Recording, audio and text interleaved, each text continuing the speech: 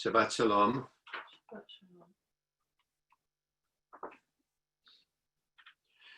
The Torah portion, Shoftim, Judges, is perhaps the third most important of within the 5 books of Moses. The first important part of the Torah, not that the others are not, but the first one really significant, is chapter 20 of the book of Exodus, where we find the 10 commandments. The second is chapter 19 of the book of Leviticus, which deals with all the humane and humanitarian approaches to life. And now this one in the book of Deuteronomy, Shoftim, which in translation is laws and regulations, but perhaps better described as the portion where we are given guidelines on how to behave and what are safe and important parameters. We are taught the importance of justice, leadership, and of following God's words. Prior to the Israelites entering the land of Israel, the people are taught the various social laws, such as the prohibition of removing the boundary markers that separate one piece of land from the neighbors, and another warning against bearing and being a false witness. This is a Torah portion in appreciation of the rule of law. The central point of this part of the Bible are the words in chapter 16, verse 20, which reads, "Justice, justice shalt thou follow, that thou mayest live and inherit the land which the Lord thy God giveth thee." This is the prerequisite to running a nation well and avoiding revolutions and coup d'etat. As Lord Chief Justice Gordon Hewitt in the early part of the last century put it, not only must justice be done, it must also be seen to be done. Our own country, which we love and appreciate its values, is going through a crisis moment. Everyone is questioning what the government is doing, and everyone has an opinion. There is criticism galore, much, I'm sure, justifiable. But we as a nation are getting the bug to blame and find scapegoats, instead of pulling together constructively. If we continue to ask the government to do everything for us, then they will. And very shortly we may find ourselves in a dictatorship. Because at the end of the day, it is difficult to abandon power and influence. As we have seen with the exam fiasco, it would have been important to get a wider consultation of stakeholders in order to ensure a fair result for all those youngsters who have been affected so adversely during this lockdown period. It is the rule of law, regulations, and our own self-discipline which may bring the desired results.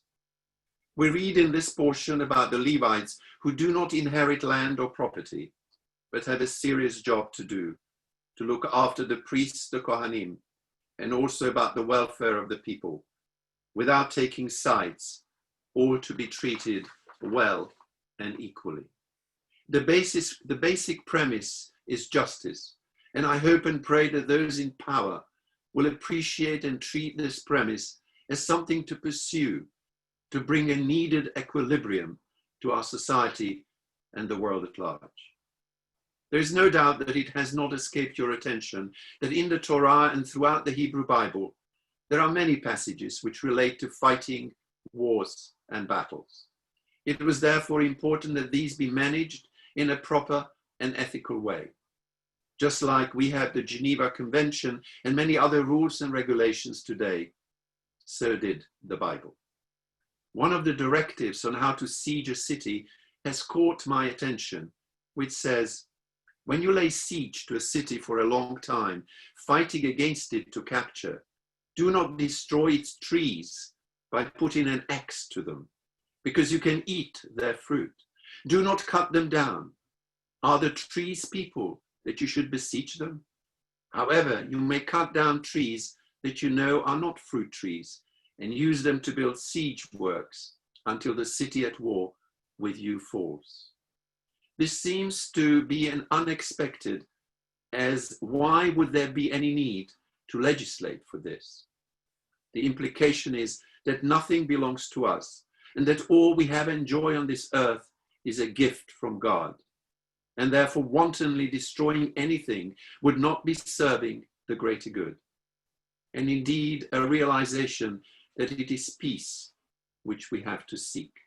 The preservation of the fruit trees is to ensure a source of food, which in turn is the preservation of human life. Needless destruction and wastefulness harms us all, friend and foe. It is therefore important to always try to look after both our earth, the land we live on, and our fellow human beings. Because of the tremendous difficulties in which we are finding ourselves today, it seems that many forget to look at the whole picture and push the buttons of destruction, criticisms, rather than solutions. My firm belief is that everyone on all sides wants the good to prevail, though sadly those that destroy are not prepared to hold hands together and thus enable that good to come to the fore. Leadership is about understanding, compromise, and circumspection. We have seen, as mentioned in my e-letter to the community last week, from a number of the leaders mentioned in the Bible, who have in a number of instances tried to build the foundations which would hold together people of differing opinions and approaches. Interestingly, crisis situations are no different wherever and in whatever part of history we look, save that they manifest themselves in different ways. Let us try to find the will and ways to see how we can overcome this crisis rather than tearing ourselves apart. Try to build trust and bringing back the feeling of hope for our future. Shabbat Shalom.